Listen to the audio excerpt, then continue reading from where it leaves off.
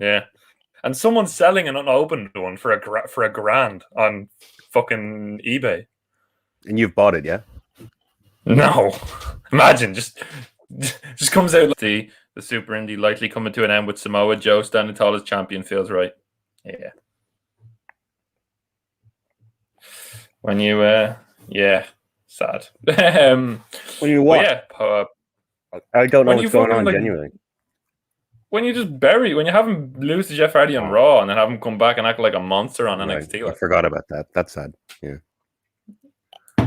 It's kind of like character assassination. Like, what do you expect? Like, I hope they weren't fucking surprised. But yeah, no positives. There's positives out there.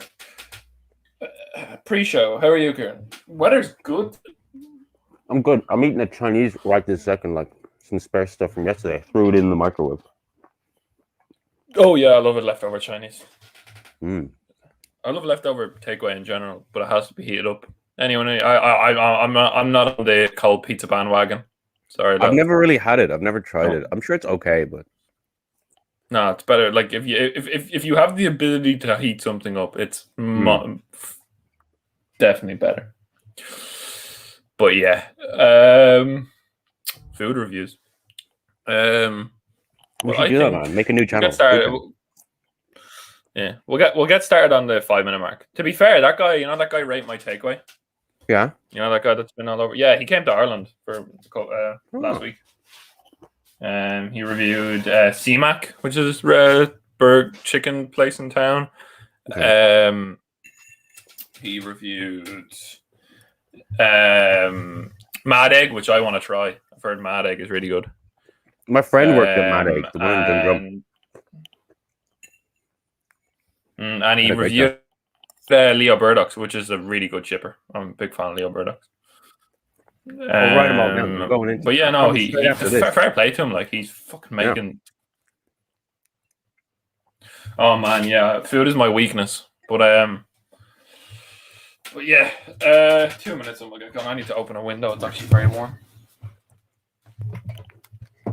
I'm gonna run down and get a drink, and then we'll start. All right. Yep. Did you say you're gonna drink? Yeah. Yeah, and then we'll start. Cool. I've got a pint of water here. I have a glass I stole from a pub.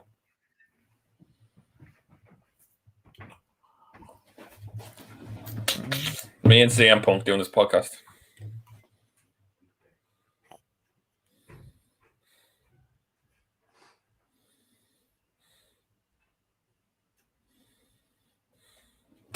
Me and CM Chunk. Oh man, yeah, all the listings on eBay of Punk's ice cream bar wrappers and then one full one. Man, just keep it as a souvenir. Stop trying to make money off it. I mean, in some ways I respect it, but in other ways I don't at all.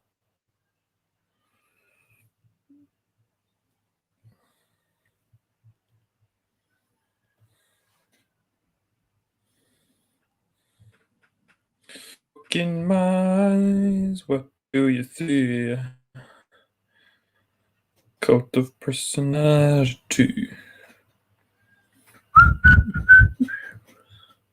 Oh man, that song has been in my head all weekend, and I'm not complaining about it, to be honest. If anyone's in the chat, let us know how you're doing. What was your favorite return of the weekend?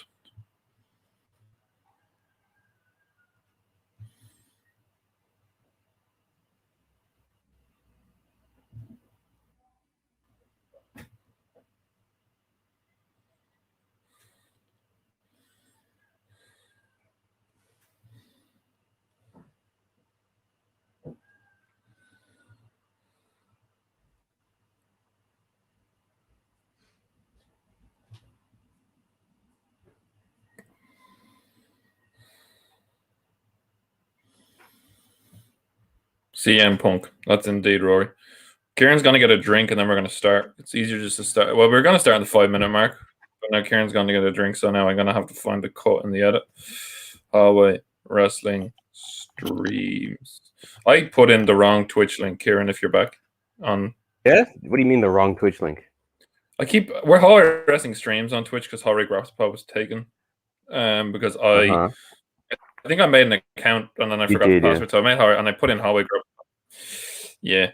But by the way, that on our we're YouTube channel, the second part of the live stream, the charity live stream, was taken down. I wonder why. Did we do anything copyrighted? Yeah, it was a copyright thing.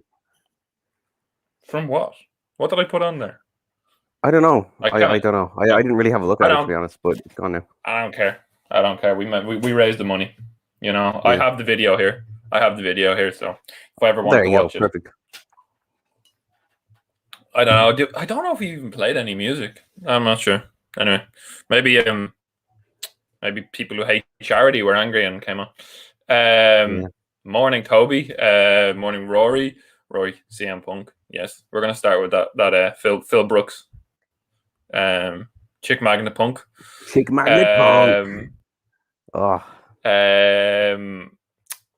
And I've been under Scottish Nerd says I've been under a rock. I heard someone came back in AEW. Yeah, me too. I heard Billy Gunn came back. You know, CM Punk's last televised match on WWE was Billy Gunn. Can't wait for that feud. Wasn't it the Royal Rumble? No, but his last televised singles match. Okay. That's cool. He was put through a table with a staph infection in that Royal Rumble. But anyway, positives. Getting some very responsible adult tattoos later. Nice one, Toby. Toby loves his tattoos, and they're always there. All of them.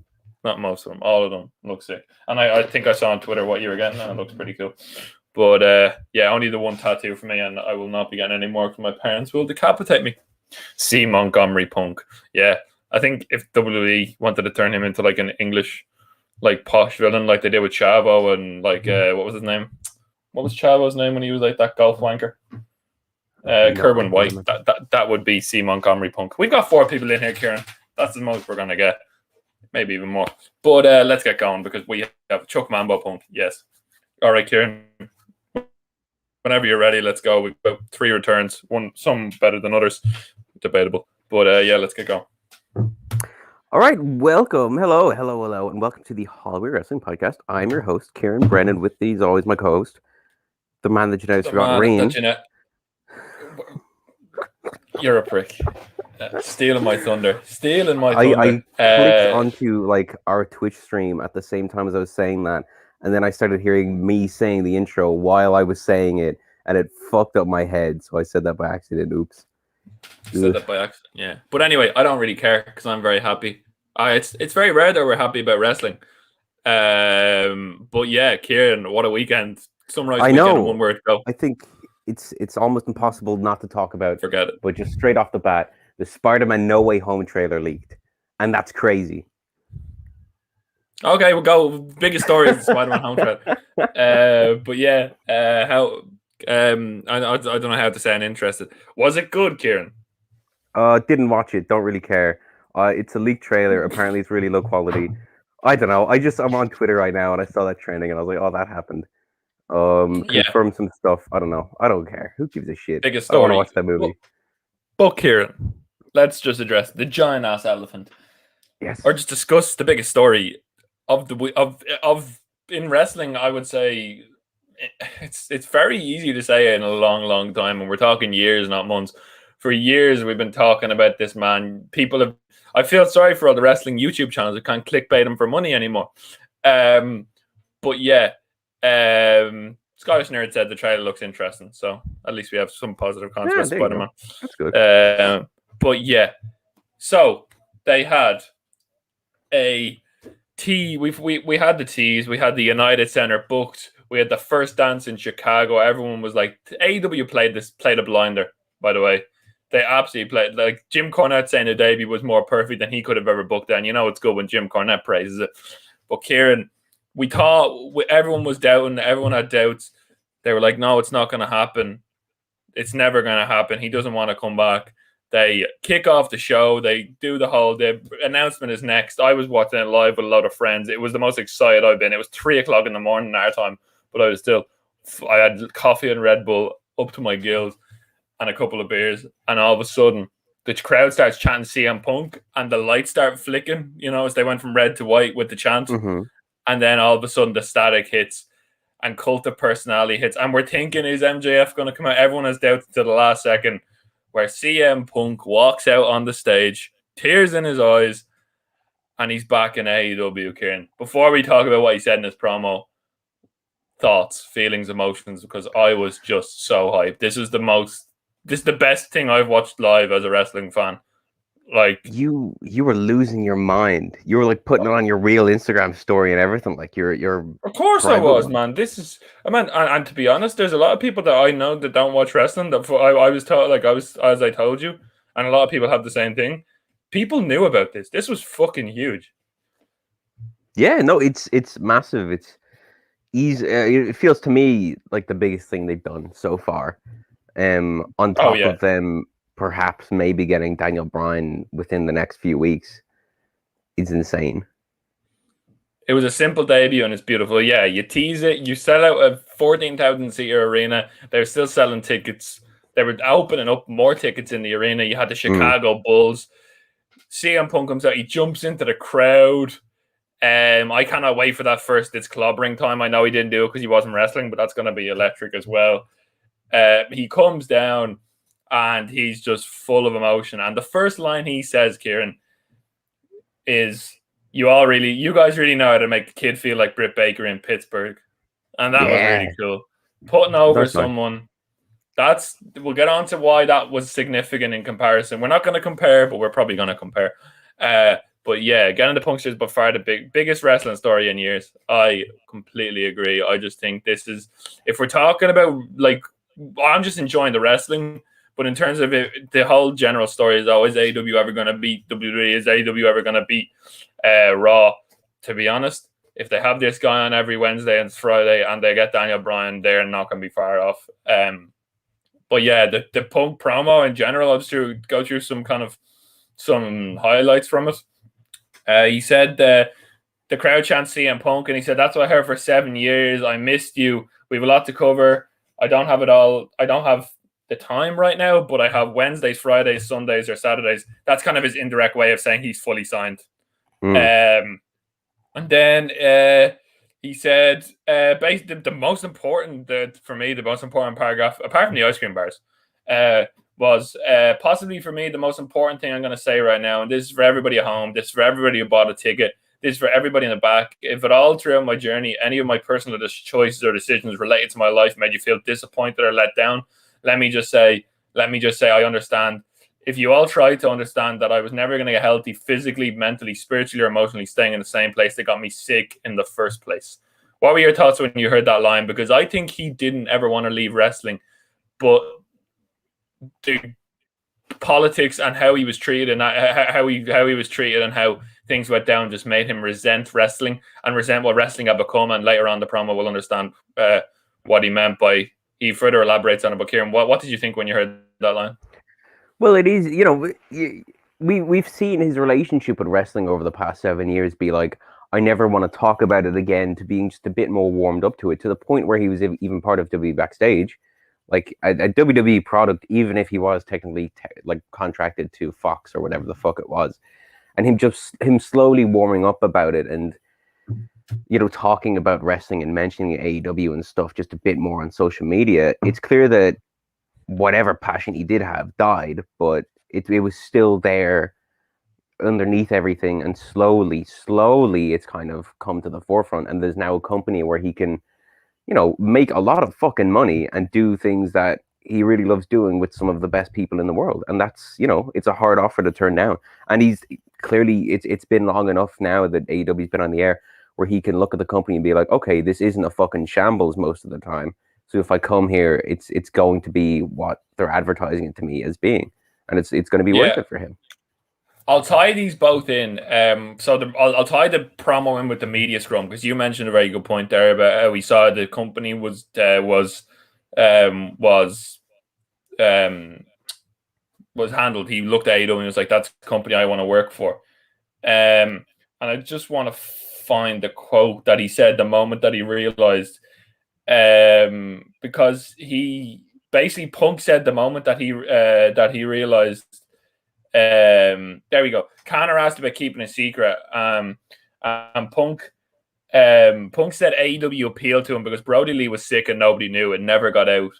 He said seeing that they kept his illness a secret and never told the media press impressed him. He said everywhere else it would be all over the internet and his wife would have to deal with all the hassle, and that's what like struck out to him as kind of that's where I want to be. Wow, that's so interesting. The ripples, the effect that man Brody Lee has had like since his passing has been so insane. Like it really did impact fucking every corner of the wrestling world. Yeah, as Scott says here, imagine telling yourself in 2018 that those elite guys in the Bullet Club will make a wrestling promotion. He says he's done with WWE. That's a lot of there's a lot of sentiment out there, and they would bring back CM fucking Punk. Yeah, like that's just it's crazy, and there's more to come. Like it's not even Bray Wyatt's reportedly on his way. Daniel Bryan is all but signed apparently. Adam Cole might have had his last match in WWE last night, and they're already teasing that. It's just an exciting time to be a wrestling fan. Back to the promo. Can I tell you guys a story? Punk says he removes a sweatshirt revealing the CM Punk shirt, and I'm going to buy that. You love it. I'm going to buy it. I also might. It feels like the one shirt. It looks nice as well. It's like the one shirt I wouldn't be embarrassed to wear outside.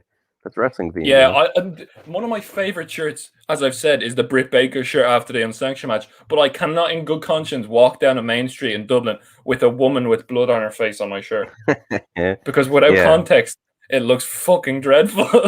Rory said a bit like Dave Chappelle and how he walked down a 50 million contract because of his mental well-being, then later returns to a better company and makes 60 million. Where is Damien Sandow? Yeah, let's get Damien. He's actually in NWA. Aaron Rex, I think his name is. But yeah, Dave, that's a good comparison. Like, there's a lot of people, believe it or not, in this world. I know the world these days makes us feel like it's all about money and capitalism, and like people will do anything just to make a bit of money. But some people actually have. It's great to see that some people have their mental well-being in their like they don't like just damage their mental well-being for money. You see people like Simone Biles in the Olympics pulling out because of mental health.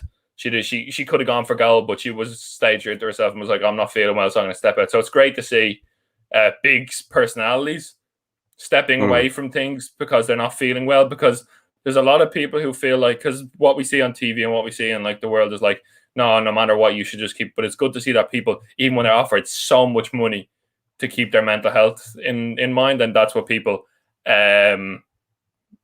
should keep in mind, because Punk could have returned for a lot of money, but he didn't because it wasn't right for him. And then he says, "Can I the best wrestling shirts are the ones that don't look like wrestling?" I would agree to a certain extent. Punk then says, "Can I tell you a story?" and sits in the pipe bomb position. And I've never seen someone get such a big pop for sitting down. Just sitting down in the middle of the ring with his legs crossed. And then he tells a really important story. You see, I felt like before I had to leave, I didn't want to, but I knew I couldn't stay. And that was when I used to work for a place called Ring of Honor. August 13, 2005 was my last match in Ring of Honor. He had an amazing summer of Punk in 2005, Kieran. I don't know if you've heard about that, but he was amazing in Ring of Honor. I know why I was crying.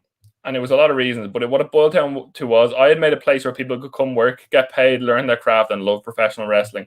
And I cried because I knew I was leaving a place that I loved, and it was a home, and I knew where it was going. It wasn't going to be easy for a guy like me because I'm one of you. So I look at it like this. August 13, 2005, I left professional wrestling, and he stands up. August 20th, and I'm back for you. And then he talks about wanting to settle out of scores in the locker room, talking to young talent. It's just amazing to see someone's love for professional wrestling come back, and the emotion through this promo was insane. Shout out to Eddie on Eddie Sideburns on the Discord call that we were on. He was like in tears because obviously people who watch Punk from his Ring of Honor days, it's just great to see how this man has just affected so many people. And when he said this, Kieran, that kind of indirectly just highlights the biggest difference between WWE and the wrestling elsewhere. If you this isn't a slight on WWE, but it's just WWE is sports entertainment. There's sports entertainment, and then there's wrestling, and where wrestling is kind of prioritized. Whereas in WWE, it's all about this machine, and that kind of highlighted it. What did you think about that part of the promo? I don't know. It makes sense. It's hard to disagree with him, and I don't think he even. It's more surprising that he didn't take more shots at WWE, though. I'm sure it'll come. And I did like that about it. It made it a bit more endearing or whatever. And he's here to wrestle. He doesn't want the backstage politics. I feel like that's probably maybe the biggest reason he's come to AEW. I don't know. Yeah, and then he obviously called out Darby Allin, and he said, "I've seen you wrapped up in a." This is where the crowd got so they were hot all night. But I've seen you wrapped up in a body bag and chucked over the top rope. Sting and Darby Allin are watching from the rafters. I've seen you, and you always come back, just like each and every person here in Chicago. You're tough, but I'm here to help, and you're first on the list. I'm going to help you because you're a daredevil and you like danger. And Darby Allin, there's nothing that you can do that's more dangerous than wrestling CM Punk, except wrestling CM Punk in Chicago. I'll see you, and I'll see Sting. September 5th at All Out, live on pay-per-view. I'm back. And then, one more thing. 7 years is an awful long time to wait for somebody. I appreciate everybody here who has waited. So on your way out of the United Center, grab yourself a free ice cream bar on me. And he paid for that. The company came out, the company who made them said that he paid for the ice cream bars. He wrote the check out of his own pocket. That was the moment, and that was insane. Do you think Punk will be the like Matt Hardy and Jericho there to put over new talent? I think he'll do a mix of both. You can't have Punk there and not have him in some big matches like Omega and the Bucks, but in some capacity. But I cannot wait to see him put over the young talent. I'm just excited. We don't know what Darby Allin is saying. I want to see him sell the GTS. Punk was talking about in the media scrum just not wanting to take that finisher, the coffin drop. So yeah, he called the ice cream bars his easiest home run he ever scored. Yeah. But Kieran, as someone who you told me that you might like, Punk might get you to like tune in on a Wednesday night. What are you looking to see from this CM Punk, and what do you want to? I know you don't have too much kind of like, you're not like following AEW week to week to week. What do you want to see from like CM Punk, and what are you expecting from him? Well, promos have always been his main thing, right? So, and this is a really solid promo, and I think he mentions up top that like it's fairly non-scripted or whatever, and bar the ice cream line at the end, and at the moments with Sting and Darby. So I'm assuming those are going to be great. I'm more curious / worried about his in-ring style, if he's like kept up the quality of it over 7 years, because you can never tell. And I think that's going to be really interesting, and that will probably make or break his return for me. But up until then, there's a strong chance I'll at least be checking out his segments on Dynamite and Rampage every week, if not watching the whole show, And I think that says a lot about how big a deal Punk is. There's some great stuff going on Dynamite elsewhere as well. I can't wait for him and MJF to get on the mic together. Punk was eating an ice cream bar afterwards and said the internet, after All Out, the internet's going to tell me whether I look fat or not. He apparently is in the gym, getting back in ring shape to wear his Speedos again. But he did say that he wants to keep it organic. He said wrestling is like riding a bike. He's been in the ring a bit because of the heels, which I am very much looking forward to watching. Looks like a good show. By the way, like a very good show. Me and Kieran were talking. I really like the aesthetic of it. I really like the look of it. I like the actors in it. I know the guy who's fighting Stephen Amell is the guy who was like David Spade's scary son in Grown Ups. That's what I remember him vividly from. But he's also in Vikings, I've heard. My dad told me.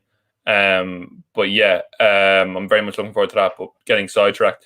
Yeah, I'm just really looking honestly, anything he does is going to be eaten up by the crowd. The crowd's going to be so hot on Wednesday. I think he opens the show on Wednesday. Or maybe not. Maybe because he opened the show on Friday. Maybe he might come out and interrupt. So who knows? Honestly, who knows? I want to see him hit a GTS. I want to see him bring back the Pepsi Plunge, which is his finisher in Ring of Honor. I just want to see him make memories and make some absolute magic. There's anyone he could. He put over so many young talent in the ring.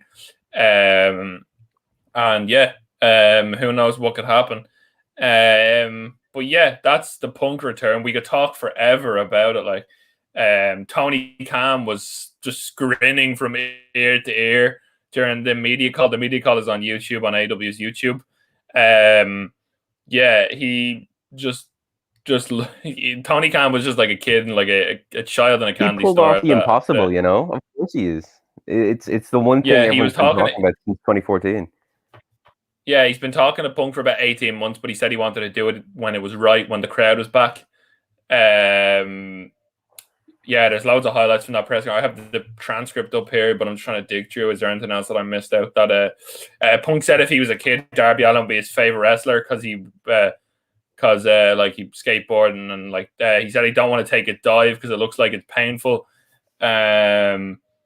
He's happy about the happy accidents that brought him to AEW. He said, you know, when you're talking to someone and you say the same thing at the same time. Punk said nobody is standing on their own dick. His quote. And Punk was quite funny in the media call. He was he was every time a journalist would like call out their like credentials, he'd check on Twitter if he had them blocked or not. He'd be like, and when people couldn't unmute, because the big thing about these media calls in AEW is sometimes people can't get the call unmuted. Like they'd be like, "Oh, he's not very professional, is he?" And Tony's like, "No, he's professional." Yeah, he refused to talk directly about WWE. Wrestle Talk tried to ask a question about WWE, and Punk refused. He didn't want to go negative. He said it was a very positive moment, didn't want to be negative about it. I'm glad about that. Yeah, he has a certain certain amount of respect for everyone does. It's just, you know, things happened, and he went to court with them. You would understand why. Like if he had slipped the line in, you would understand because he went to court with this company over. I 100% get it. I just think that, you know, former WWE wrestler comes to AEW and makes a line about it is a bit much. And I think Punk in particular, he's been gone for so long now. It would feel a bit old because he's made those jokes before on Twitter and stuff. And if he wants to move on, then let's let him move on. And this is him. Oh yeah, and we do too. I mean, I'd rather him talk about the talent like he did as opposed 100%. To let's reel in the new era of Punk. And they call it the new summer of Punk. Summer's nearly over. Sorry to be a little bit, but let's call it the autumn of Punk. Let's call it the year of Punk. Fuck it. Let's give him a year of Punktober. Like Punktober. Punktober. Yeah, Punkvember. Better than not November. Fuck that. I'd rather watch CM Punk than fucking wank once a day. But yeah, and he also, one big line was he said that it was all Renee Paquette, Renee Young's fault. He said it's all Renee Young's fault that got me back. She gave him the bug, so thank you, Renee. You're absolute legend. Renee Young, man, is just WWE really didn't know what they were doing when they fucking let go Renee. Yeah, Renee Young is fucking insane. Like I just think she's absolutely fantastic. But yeah, and then the biggest thing for me, I've seen all the casuals. You know the way, Kieran, we were talking about, will this bring the casuals back? Do you remember I sent you the tweet of the guy? This kind of really stood out to me. It might not seem like a lot to a lot of people, but this tweet, I'm going to get it up on my camera because I have it screenshotted. I think I've showed this to a couple of people. Chris Vernon, he's a verified Twitter account on and I think he has a Chris Vernon show there. So basically he goes, so I've never really watched AEW, but for sure flipped on to see that CM Punk return. And now, how have I never heard of Luchasaurus? How is he not the biggest deal ever? Ha ha ha. Amazing. I've never liked guys having lame old regular names. Give me Luchasaurus. That's fucking exactly. This is bigger than CM Punk. CM Punk coming back is bigger than CM Punk. It's bringing a new audience in. This guy tuned in and liked Luchasaurus, and we'll click on Luchasaurus and we'll see all his AEW matches and we'll go, ooh, Luchasaurus and Jungle Boy just got into the final of the tag team tournament. Let's watch that next week and let's see who goes on to face the Bucks in a cage match All Out. It's so much bigger than just a return, Kieran. And that's like that's where the biggest win for AEW comes for me. Definitely, you know, it gets people in, it gets people interested. And it's hard to there's of anyone AEW could potentially have gotten, Punk is the biggest, and he's the one who's going to draw a lot of people in. And it's now just waiting to see what ratings are like. I know YouTube wise, his return got a fuckload of views like straight away. I'll check it out now. Hang on. Yeah, it's at 4.7 last time I checked. 4.7 million and 4.6 million. It's the CM Punk's arrived in AEW's 5.2 million right now. And the other one, his like speech is 3.8 million, which is crazy. That's crazy, and I'm sure the rating. Let's just put it into perspective. It's a 10 p.m. on a Friday, so I think they might break 1 million. But I think the Dynamite ratings will be where the big kind of money's made. But anyway, we could talk about Punk for half an hour. We could talk about him for ages, and we will talk about him even more as we go week to week. I think this is gonna give him. This is just lit a fire under everybody. That's really weird, isn't it? We're going to be talking about Punk next week, probably, and for the foreseeable future. I'm excited. I just can't wait to see what he does. I can't wait to see Darby Allin selling the GTS. Fuck me, that's going to be insane. It'd be interesting to see what Punk. Everything is just so interesting, and we could talk about it for ages. But we did have a couple of shows on the weekend, and I'm going to let Kieran take over to talk about SummerSlam live from the Allegiant Center. We had SummerSlam on Saturday night. AEW really just went, there you go, lads. Follow that. And I didn't watch this in full. I've watched matches, I've watched bits, I've watched highlights. I was just very tired after the Punk thing, and then I had work on Sunday, so I haven't been able to kind of fully catch up. So I'm going to let Kieran take over and give his thoughts, feelings on the motion. So take it away, Kieran, and you can bring me in for bits, but I'll let you take it away. Yeah, I was fucking really excited for the show. I was really, really fucking buzzed for this, and I stayed up, watched the whole thing live as it happened, because, unlike Reen, I actually do a bit of work for this show. I try and make the podcast good. I'm joking, Reen. He's frozen and he has like a concerned look in his face, so I hope he's okay. There was a kickoff show. Am I good? Baron, what? Yeah, you're good now. Baron Corbin versus Big E. Yeah, and fucking Baron had stolen the Money in the Bank contract or whatever off him, and Big E won. It was fine. I think this show on the whole was pretty good. There was a couple of great moments, a couple of weird moments. What did you think, Reen, on the whole? First of all, just as you mentioned it, Corbin is one of the most over characters in WWE right now, and Big E is fantastic. Why was this on the pre-show? Considering Eva Marie was on the main show.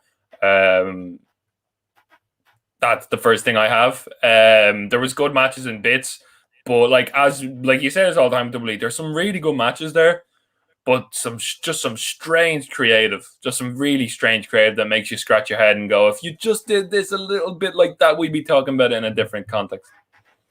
It's maybe it's not very, very rare, but it's not unusual at all for a really solid match or a good show to be ruined by one or two creative decisions at the end of a match with WWE. And it happens so often, and it's always with big matches. It's very weird. Anyway, on the main show, RK Bro, new tag champions, they defeated AJ and Omos in a decent match. I really, really like the team of RK Bro. I think it's really good. They had a nice post-match promo. Yeah, and obviously it's going to lead to a good feud. I'd say they keep this going until Mania next year if they want to drag it out that far. No, sorry. I thought you meant AJ and Omos versus RK Bro, and I was like, what? Until Mania? No, Randy. I mean, let's not put it past WWE. But yeah, Randy and Riddle. But I think AJ needs to go back on the singles run. He was actually at Talking Shop Mania on one of the nights with Gallows and Anderson, which was interesting. He showed up to like a live show in Vegas. But yeah, I don't know. Yeah, it was. If I speak on Matt Riddle, I'm in trouble. Yeah, obviously there's a big cloud hanging over Matt Riddle, but we talk about it we talk about that. We talk about that enough. That's out there. But yeah, Randy seems to be enjoying it. AJ is fantastic. I was really looking forward to some sort of double RKO on almost. But yeah, really solid match. Yeah, it was a good start to the show. Kind of lulled in the middle, as is the case with long WWE shows. I mean, they were on Saturday night straight away. The next match was Eva Marie versus Alexa Bliss. And I like what Alexa's doing. I don't mind. Jeez, drink your fucking water, Rain. Before you speak, but sorry. I don't know. I don't mind Eva Marie, and I do like Alexa, and I don't mind her new gimmick. But this was really bad, really slow, really boring, not much to it, and quite short. And I don't like the whole thing with Doudrop or Doudre. What do they call her? Doudre. I love that. No, Doudrop. Yeah. What the fuck is that? I must be so out of the loop because I thought she was still Piper Niven. Yeah, no, she's Doudrop because even recalled her Dewdrop, but I think now that she's like left the building with her robe, I think we're eventually going to get Piper Niven kind of transitioning as like transitioning into like her actual character and having a feud with Eva Marie. But man, Eva Marie can't wrestle. No, she can't, and it's been so long. They keep bringing her back. She's a solid heel. Yeah. I don't mind the gimmick of her not being able to do stuff or whatever, but when it comes to the end of a feud and she has to have a match, and she tries to wrestle, it's not just a squash. It doesn't work. It just doesn't work. It just falls flat in its face. Yeah, Viper is like if you use Piper, she used to be called Viper. If you use Piper Niven like correctly, like she's a really really good like solid wrestler. But yeah, putting her with because your first impression is important, and no matter how good she was once, Piper Niven will have that cloud over as being you were Dewdrop once in WWE, and that was the first impression that a lot of people got. As much as like the transition on like the face turn is going to be, the first impression is always hard to shake. Yeah, it's going to be a rough one. I have the impression she's going to just fall apart, not fall apart, but like fall away from the spotlight, and they're just going to use her less now once this feud ends. Oh yeah, it's the same with most people in that kind of. Unfortunately, or honestly, as we're going to maybe it'll fucking stretch to WrestleMania. Who fucking knows? Unless you're a couple of names in WWE Women's Division, as we'll talk about in a bit. It's very hard to get a solid push because everyone is working together to get that record reign, aren't they, Kieran? Yes, everyone, all the fans. Everyone backstage, we all want it. We all want her to hit 16 or 17, whichever it is. We'll get to that soon. First, we got to talk about Damian Priest versus Sheamus, which I thought was an okay match. It was okay, but as far as WWE just goes, I can't really get invested in any story unless it really put some time behind it. But it just seems like a kind of a revolving door of opponents for champions in every single division. Yeah, it's felt like that for a long time, yeah. And it's kind of it's tough. Like this, like did you see that thing that came up a couple of weeks ago on the SmackDown side where it was like if they did AEW rankings, what it would look like, and like Carmella, who was challenging Sasha Banks, was like 2 wins and 10 losses, and it's like how am I meant to invest in someone who I could see that lost a couple of times? It's a really like as much as you're like trying to be positive, it's like I like you can enjoy the wrestling for what it is, but if you're not invested in a story, you're always going to be on your phone while you're watching the match. Yeah. No, I agree. It was an okay match. I'm not invested in really either opponent, so I don't know. Just didn't really work. Next we had Rey Mysterio and Dominic, like the Mysterios, versus the Usos. I don't know. I'm convinced we're Go on. Yeah, I'm convinced we're moving towards that Dominic turn that I've been talking about with Rey taking that pin. There's got to be. Feels like they've been talking about that for years at this stage. But it just seems like that's gonna like start like now we're gonna get a custody of another child match. It looks based off what happened later in the show. But yeah, now as far as this goes, again, it's a revolving door of opponents. We always have this every summer in the tag division. We always have the Usos versus the same tag team for about 10 months. Yeah, and that's annoying. Yeah, it was a solid match. I don't really like the Mysterios as a team. I don't really see it. I think Rey is past his prime, and Dominic isn't great yet. He needs to be put on his own. They gotta get him away from Rey because he's just Rey Mysterio's kid. He has no personality of his own. Oh man, the energy from the first half an hour and the last 9 minutes we spoke into the main roster, it's jarring. It's scary. It's that, We're going to bring it up now, Reen, because we had one of the best moments of the whole show, yeah? Becky Lynch returned. She's back, man. She's back. So, okay, this was really, really weird, and they haven't given a kayfabe explanation for it yet, but Bianca's about to fight Sasha, and the referee's just like, Sasha's not here. She couldn't make it. She was. She apparently, they knew that she wasn't going to be there for 8 days, and it's not injury. So either it's COVID or Sasha threw another tantrum. See, Who knows? What does she? Is that something she's prone to do? Well, I remember at Mania a couple of years ago, her and Bailey, she was kind of Yeah, but she then had that wasn't thing it where like, she was reported that was like totally false though? no, but like if it's scary when they say it's not injury. So unless it's COVID, then there could have been some backstage. See, I kind of Becky did. thought that this was just their plan from the get go to just have Sasha be like write Sasha out and then have Becky win. I didn't pick up on like a real world injury or anything. I don't know, but yeah, there was a lot of this going around. Becky did a Hogan at Mania 9.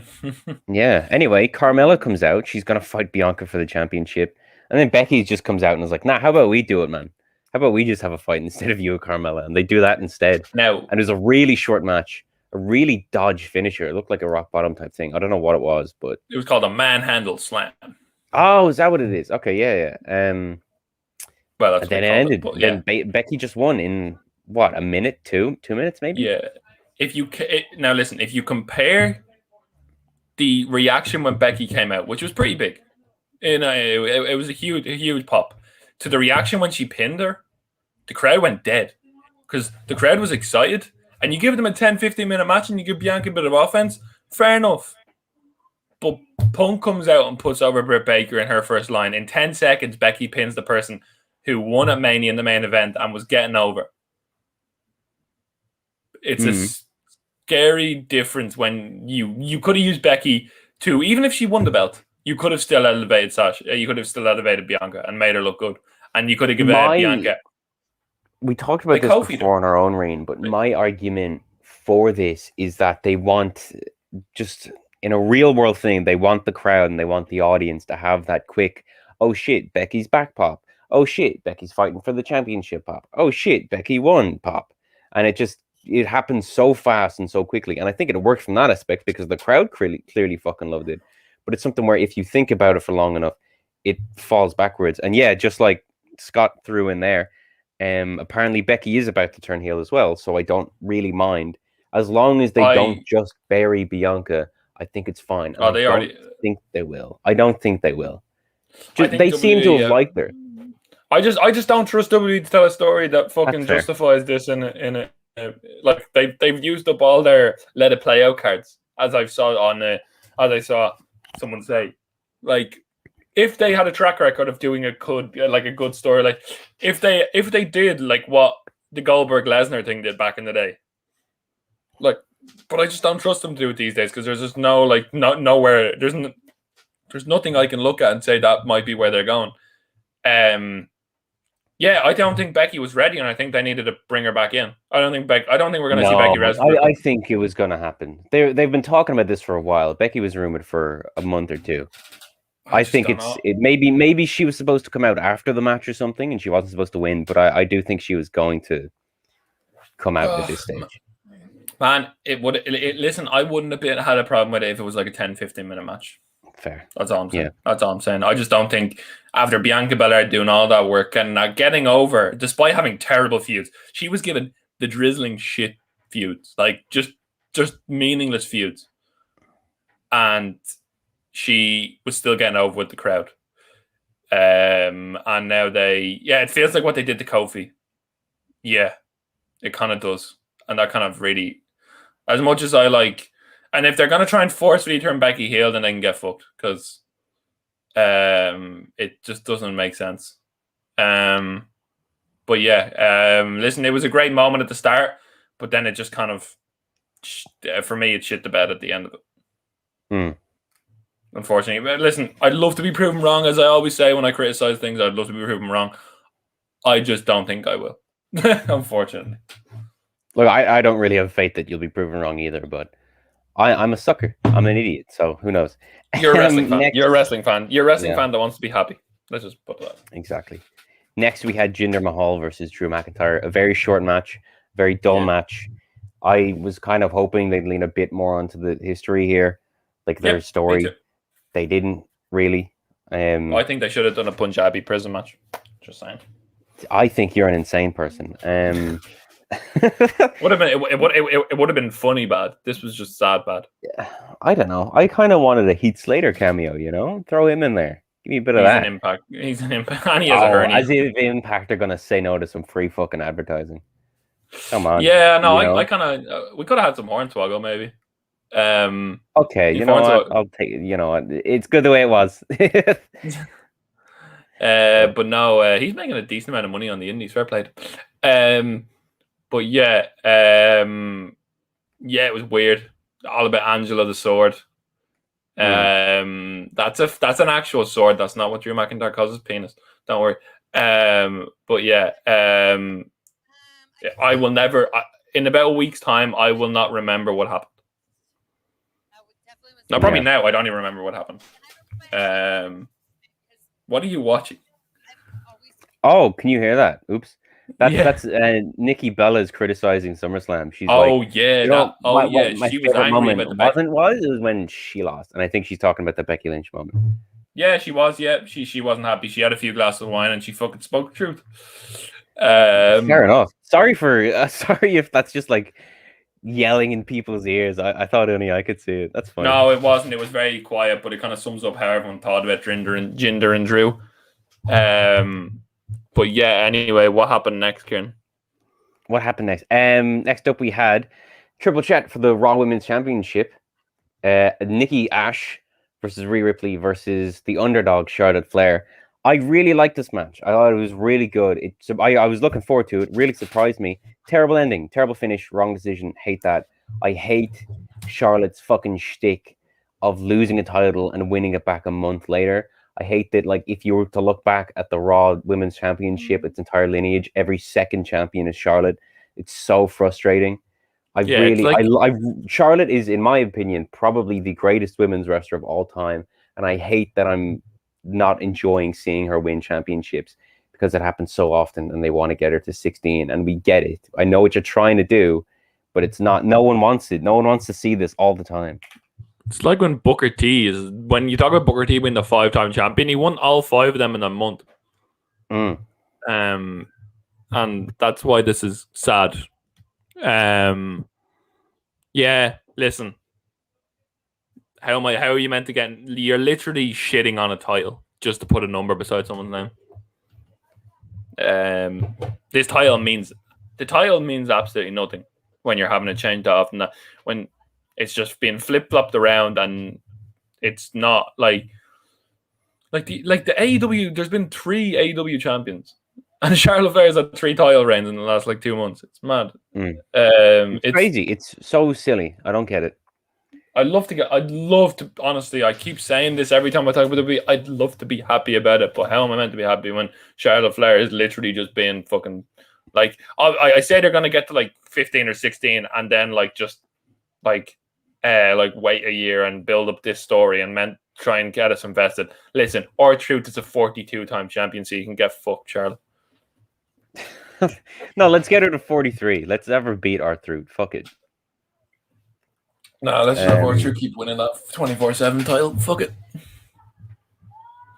Yeah.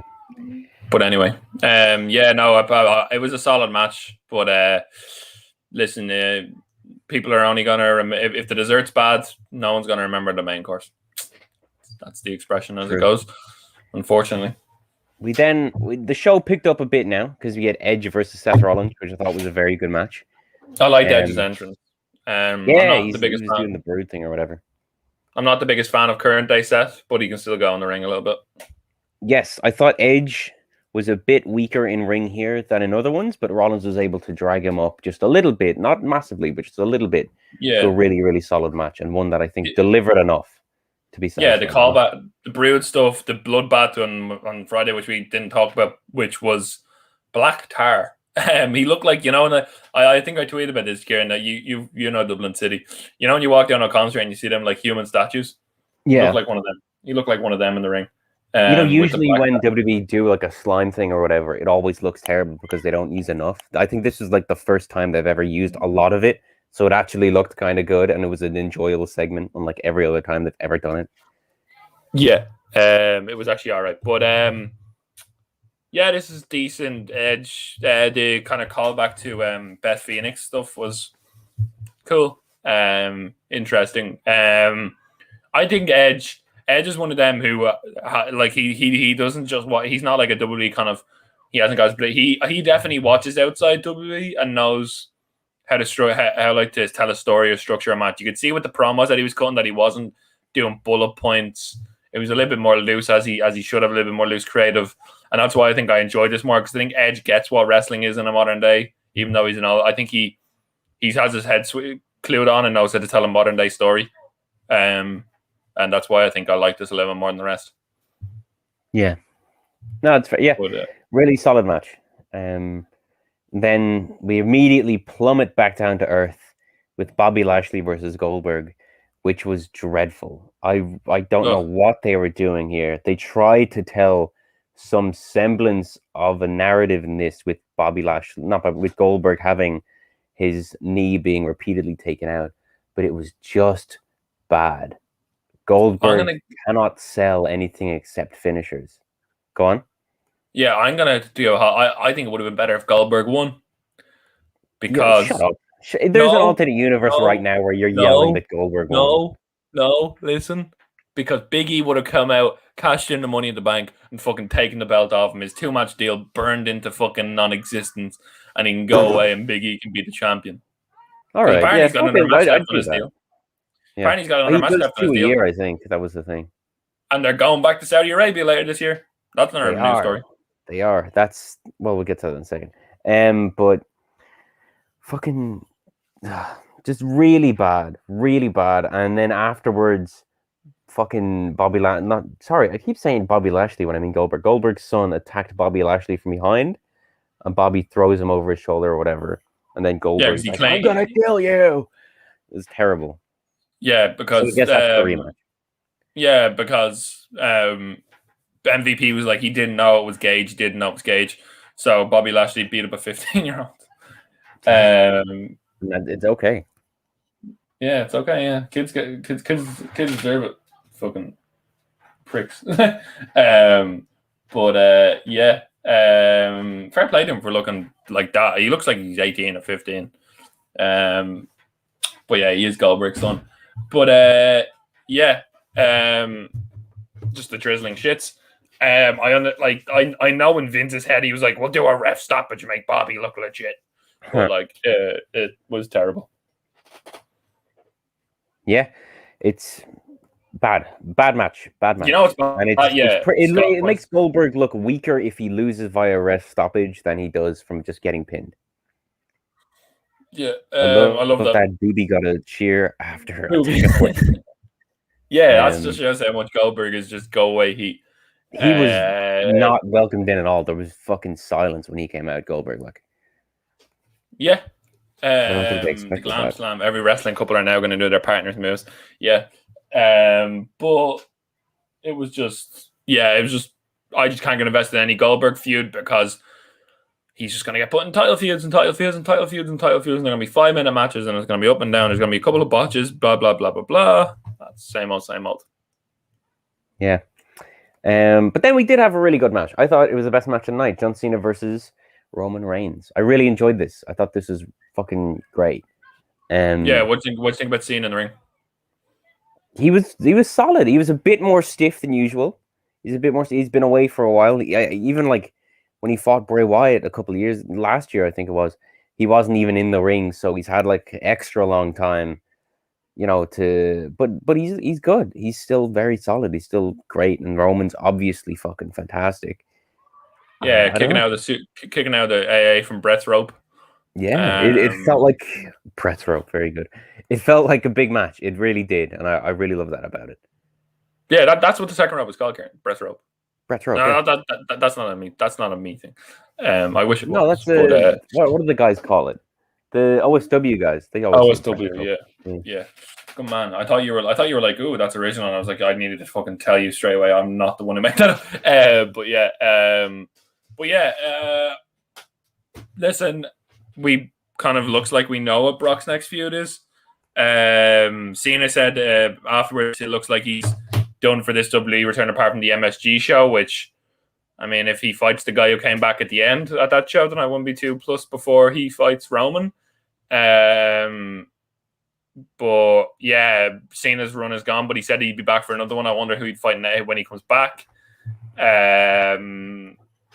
But yeah, I'd like to see him like put over in a younger talent, but that's WWE. They won't. But yeah, Kieran, let's keep going. You think Lesnar's going to win?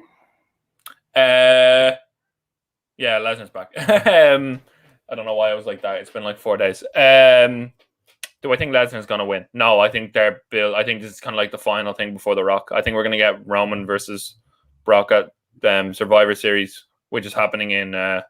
No way are they bringing The Rock back for fucking Survivor Series. No, he's gonna return there and go face to face, and then he's going to either win the Rumble. Or he's going to. I don't know. I feel like all The Rock speculation is purely just based upon the fact that they're related, and it's not like anyone reliable is really saying it. You know? Oh no, there has been reports that I don't know. Listen, but there's reports every year that they want The Rock to come back. What? There's reports every year that they want The Rock to come back. It doesn't mean. Yeah, but there's reports every year they want CM Punk to come back, and he came back. So fucking. Yeah, but he didn't. He never came back to fucking WWE. Didn't Rock say he would love to face Roman? Yeah, of course he did. Yeah, but he's not going to be like, actually, no, I'm kind of sick of wrestling, is he? You know, I'm sure he would like to face Roman. I just think that he's one of the biggest stars in the world right now. I don't know if he'd even have the time to do it that much. That being said, I said the exact same thing about Cena, and he came back. So yeah, either that or Big E cashes in ahead of time, and Big E gets that big rub. But I just can't imagine WWE telling that story very well. After Goldberg nearly killed Taker, he should never wrestle again. Yep, facts. But yeah, let's just talk about the man at the end. He came out looking like your big fucking butcher boy with his ponytail that Sable probably tied up very nicely for him. And it's Brock Lesnar. He came out to a massive cheer and just went face to face. Paul Heyman sold it very well. What did you think, Kieran? You're a big Brock Lesnar mark, so. I am. I'm a massive Lesnar mark. I love that he's back. I wouldn't be interested in this match if not for the massive like heel face dynamic shift, which I think is really cool and really different. I feel like you can go through every single opponent Roman's ever fought, and just now that he's a heel, it's so much more interesting. And then I think the Paul Heyman aspect is really fucking great. I don't know if it's going to happen at Survivor Series or Crown Jewel, whichever, but it's not going to happen at Extreme Rules. I can fucking guarantee that. Maybe it will actually. I don't know. I don't care. I'm so glad he's back. He looks fucking awesome as well. He looks like he's been out in the woods for years. So I love his beard, love his hair. He had like the fucking classic Dean Ambrose shirt and jeans combo. So I like that. Yeah. Yeah, he's been living out in the woods, you know. He only has a telephone at the end of his garden. It suited him down to the ground. Probably back on the roids after finally like deciding that his UFC run is probably another UFC run is probably not going to happen. But yeah, I honestly I'll watch the segments, but I'm not like completely invested in it because there's no like kind of clear story right now. We don't know when it's going to happen or what like how often Brock's going to be around. I'd be interested to see what the dynamic between Brock and Heyman is. If they got the finger, I'd love Roman to face Jon Moxley. Yeah, this Jon Moxley would be really cool to face Roman. That's never going to happen, but we can fancy book it, and yeah, that'd be pretty cool. But yeah, like, is there anywhere you see this going? Do you have any wants or need? Like, is there any like kind of fancy booking kind of thoughts, Kieran, about where this is going to go? For Roman and Brock? Yeah. Not really. I don't know. Just get a couple of good weeks of promos. Let's do that. Have another tug of war segment. Do that. That'd be fun. That'd be a nice throwback. I don't know. There's not really anywhere. It's a feud that's been done a lot, and I don't think Lesnar feuds have ever relied on amazing stories or great set pieces. It's always just like, how do you beat Lesnar? And I do like this subversion of it being, how do you beat Roman?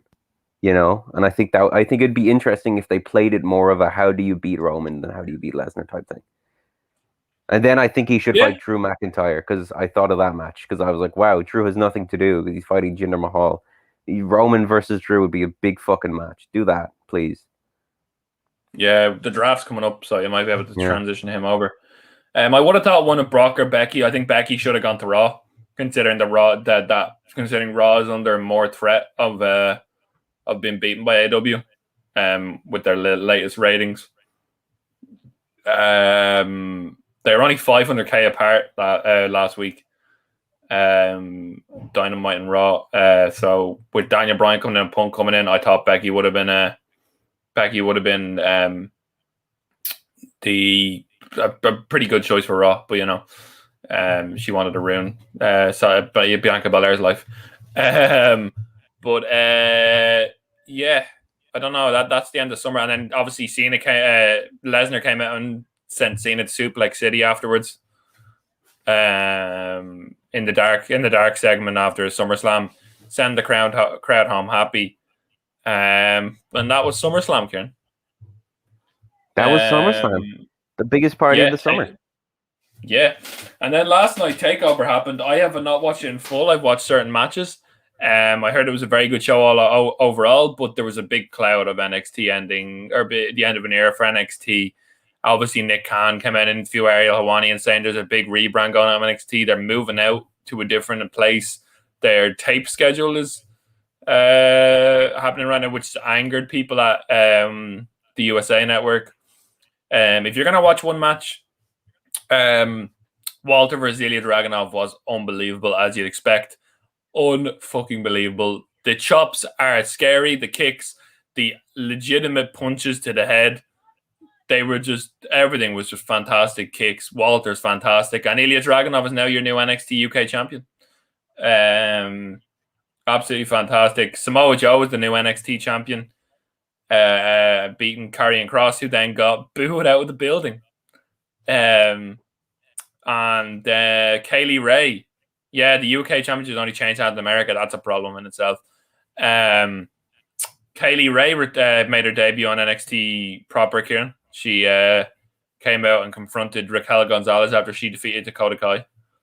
And what else happened? The tag team titles weren't even on the show. North American title wasn't on the show. Which is strange. Very strange. But yeah, Kieran, what do you think about this kind of supposed end of an era for NXT, and what will be the lasting legacy of it? Has it been tarnished a bit, and is it kind of sad to see, and kind of it's scared?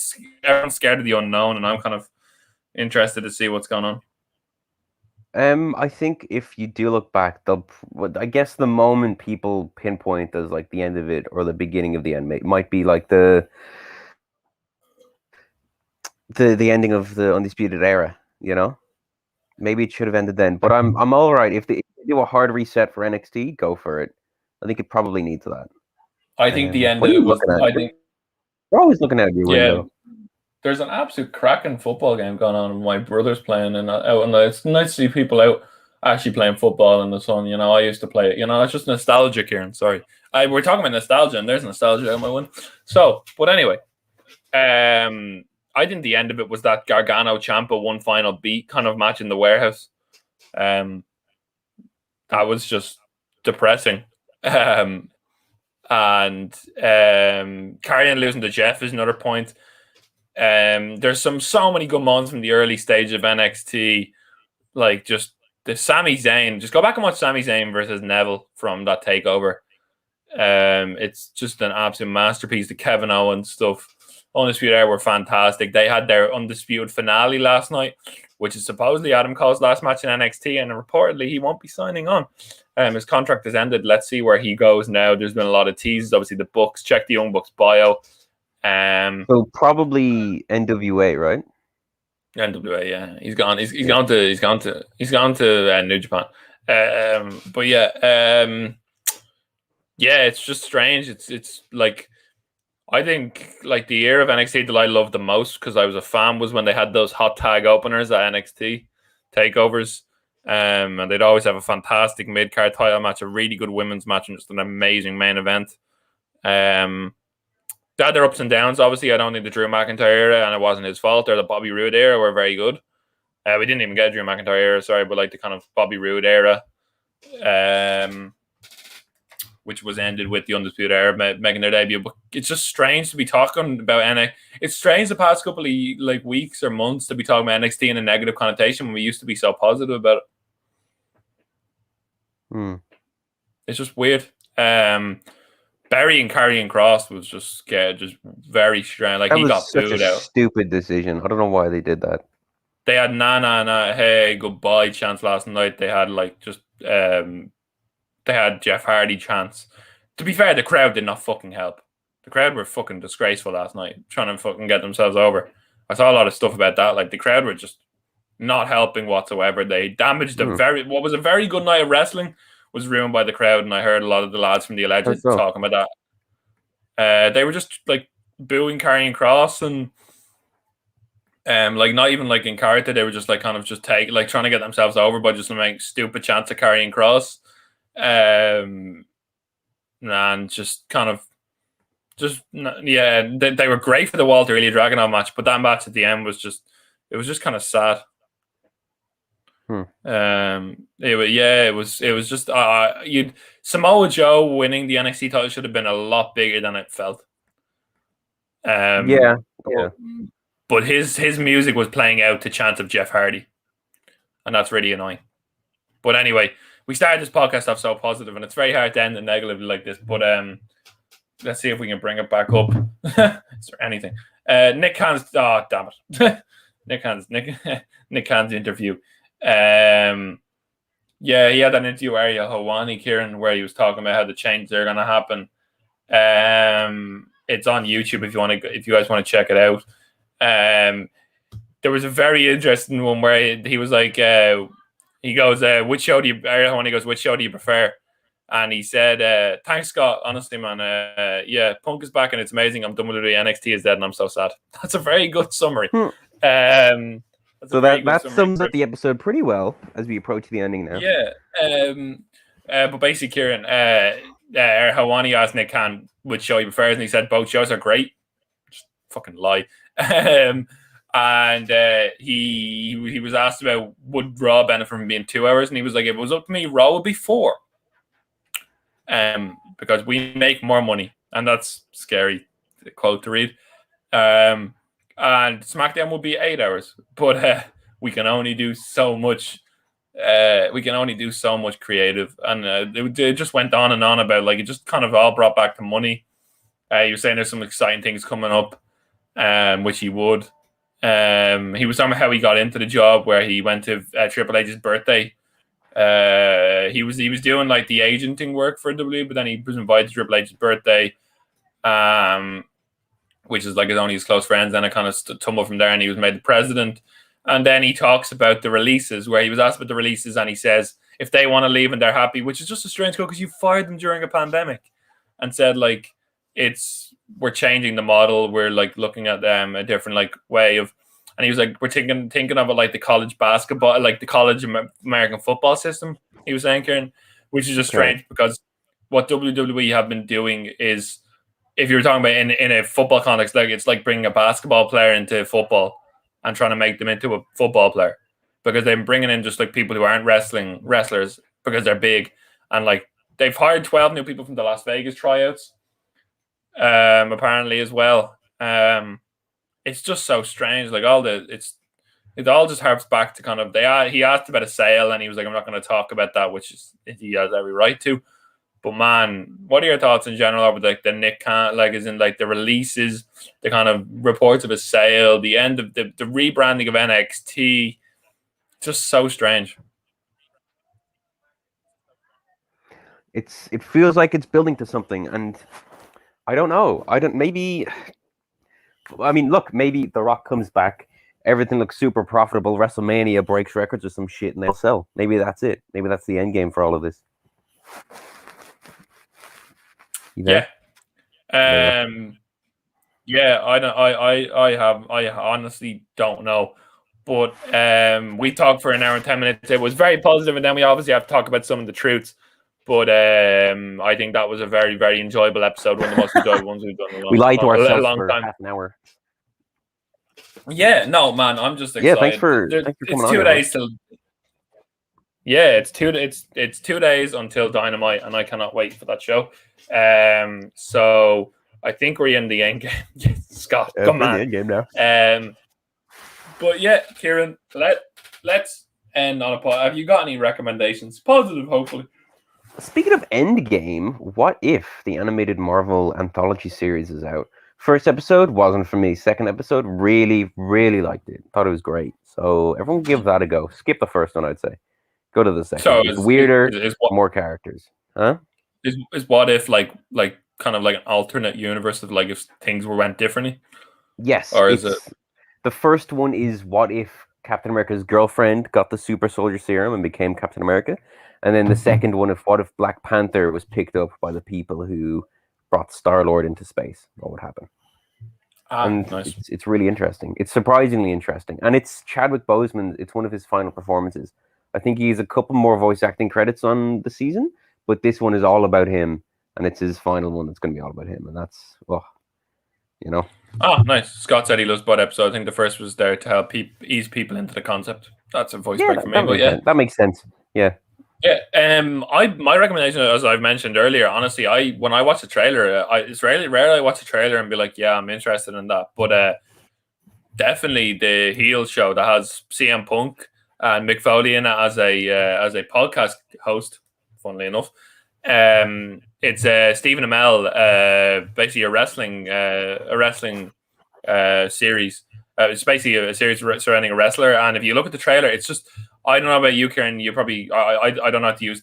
I'm not a very big movie or like kind of show guy, so but I really just like the aesthetic and where it's set, the kind of story about how Stephen Amell's he's just desperate to write a good story in wrestling. It kind of summarizes how people like. It's a good like kind of portrayal of like a wrestling promoter who's kind of just wants to tell a good story, and his like main heel is not about big companies. It's about a small family business, like, you know. Yeah, and it's just really some of the story, like it just all looks really cool. CM Punk looks hilarious in it. His character looks quite funny in it, and I think it's on Stars. I'll try and get it, but like it just looks really, really, really interesting. So yeah, go check that out. Heels, spelled HEELS, because it's not. I think it might be Z, or it's either Z or S, but it's Z, but it's not to be confused with the AEW heels, which is Brandy Rhodes thing. But yeah, not to be confused with Heelys, the shoe, the popular shoe that I love to wear. Legend. You still wear Heelys, do you? Yep, every day. Flat on your arse on a pair of Heelys. But yeah, I think that's us for the week. CM Punk is back, baby. Kieran, I think it's time to take it home. Yes, well, I've been your host, Kieran Brennan. With me is always my co-host, the man at the genetics forgot Rain.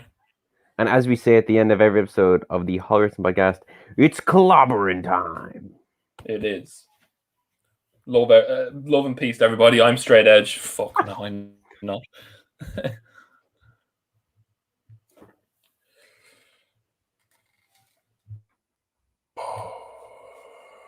We did it.